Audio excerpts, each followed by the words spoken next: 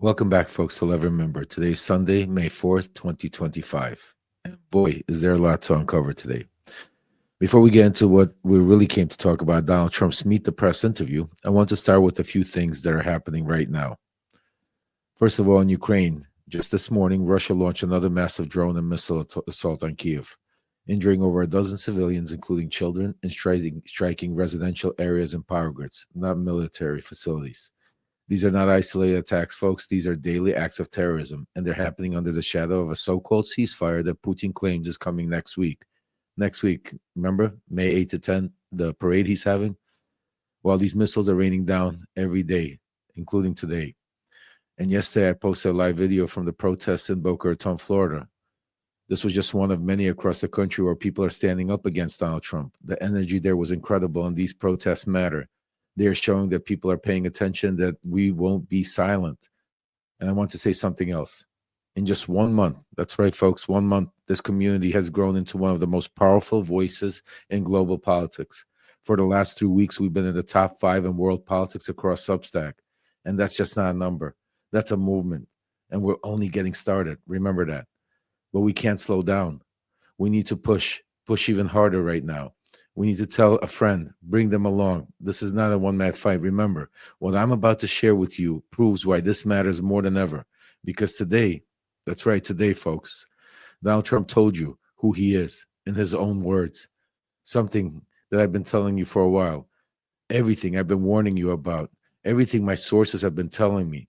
Everything I've been telling you firsthand knowledge. Today, it all spilled out. It all spilled out of his mouth.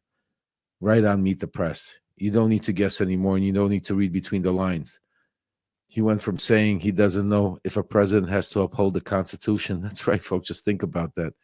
To blaming Biden for everything bad and taking credit for everything good. He pushed the recession-driven tariffs. He called Canada a cherished 51st state. Again, yes. And finally, we'll get into the military parade he's been fantasizing about since 2017. But now, it's all in the open. It's all out of his mouth. Let me break it all down to you because there's a lot here to break down. All right. So first of all, when he was asked whether a president has a duty to uphold the Constitution, specifically in the context of due process for non-citizens, this is what Donald Trump replied, quote, "I don't know. I'm not a lawyer. I don't know." He doesn't know. He's the president of the United States. This is the current sitting president saying he doesn't know if he's supposed to uphold the Constitution. I mean, just that alone, just think about that for a second. This is not a slip up. This is a message. Donald Trump does everything with intent. And it wasn't just theatrical. He was specifically defending the deportation, remember, of Kilmer Abreu Garcia, the Maryland man who was forcibly removed in direct defiance of a Supreme Court order. Trump just shrugged it off. He labeled Garcia part of a violent gang and expressed frustration that the courts are slowing him down. He's frustrated that the courts are slowing him down. Just think about it. This is called authoritarianism 101. Disregard court orders, target the powerless, and gaslight the public into thinking that you're the victim. Classic Donald Trump. And when he was asked about the economy, Trump didn't waste any time. Watch this. Quote, "I think the good parts are the Trump economy and the bad parts are the Biden economy because he's done a terrible job." Really? So he's the president, but it's only the good parts that are Trump economy and the bad parts are the Biden economy. Think about that. Unemployment is rising. GDP shrank by 0.3% in the first quarter, and the markets are shaky. Trump takes zero responsibility, but he wants full credit for the stock market, job numbers, and inflation ticking downward, even as his own tariffs choke the economy. He doubled down on the tariffs that are actively hurting American families. Remember, you don't need $30. Your kids need $2, even if they're a little bit more expensive.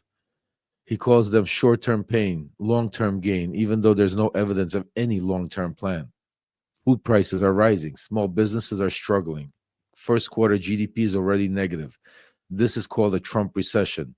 But in his words, Biden gets the blame. You can't make this up, folks.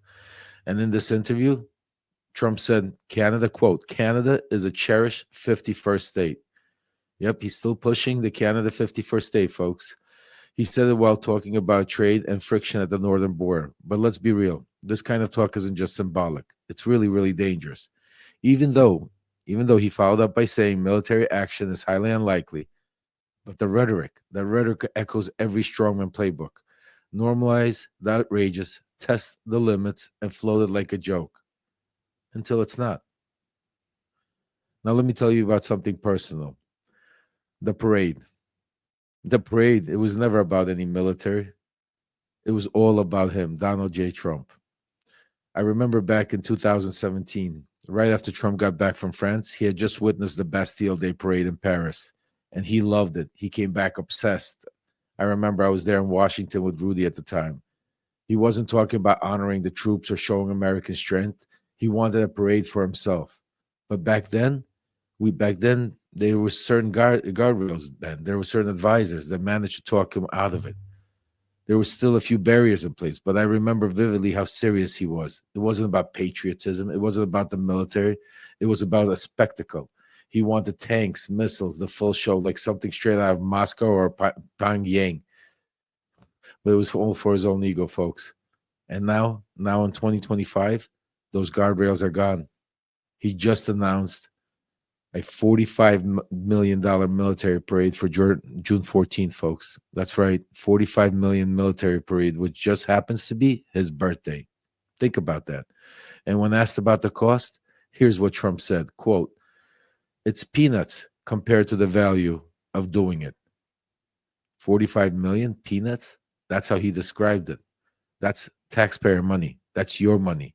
At a time where the programs are being cut, veterans are being shortchanged, and Americans are struggling to pay their rent, and 45 million are peanuts for a parade for Donald Trump's birthday, folks.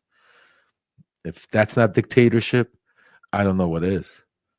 Because that money could fund emergency housing, clean water, school programs. But no, Trump wants the tanks, the flyovers, the fireworks. And don't think for a second this isn't about honoring soldiers, because it's not.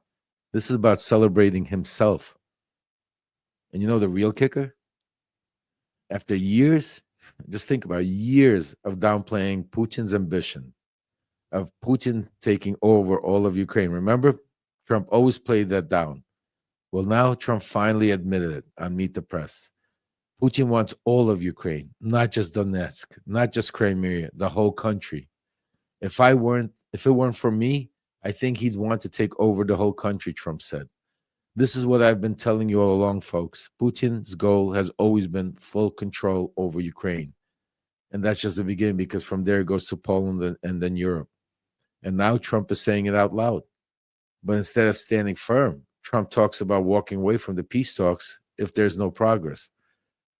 Quote, there will be a time when I will say, okay, keep going. Keep being stupid. Keep going, keep being stupid, really? That's not leadership, folks. That's called abdication. So I want to tell you why now is more important than ever for our movement. Every members, our voices need to be heard. I've told you we can't wait till 2026. I told you we can't wait for the elections. We must flip the House now, because there might not be a 2026 midterms. We need to pressure Hakeem Jeffries and Democratic leadership to cut deals with anti-Trump Republicans, like I've given you the names: Don Bacon, Brian Fitzpatrick, David Valladio, just to name a few. These are people that have criticized Trump before. They represent blue-leaning district. It's time to put them to the test. It's time to demand action, folks. Because this is not just a movement. This right here, it has to be a line in the sand. I need you to share this post with at least 3 or 4 friends right now. I need you to tell them to become subscribers, because every voice, every subscription matters. And for those of you who can become paid subscribers, God bless you. And those of you that can donate to via Venmo, Lev at Parnas, thank you, because you are the backbone that helps make this thing happen. You are what allows me to make most of my content free, so it can be spread wide. And those who can't become paid subscribers still get to see it, because the message is so important. Everybody needs to do their part. That's why I want to be able to make sure to thank each and every one of you, the paid subscriber, those of you who donate, because you are who allow this movement to grow and spread. And remember, doing nothing is not an option. Our voices count. We need to make sure that this movement's voice is the loudest, because very few people, I keep telling you that very few people know Donald Trump like I do. That's why it's so important to get this message out. Get this message out loud and clear. So please, let's make this movement the loudest. Let's make this movement the strongest so we can save our democracy together. Thank you. And this is Lev Parnas, and Lev remembers.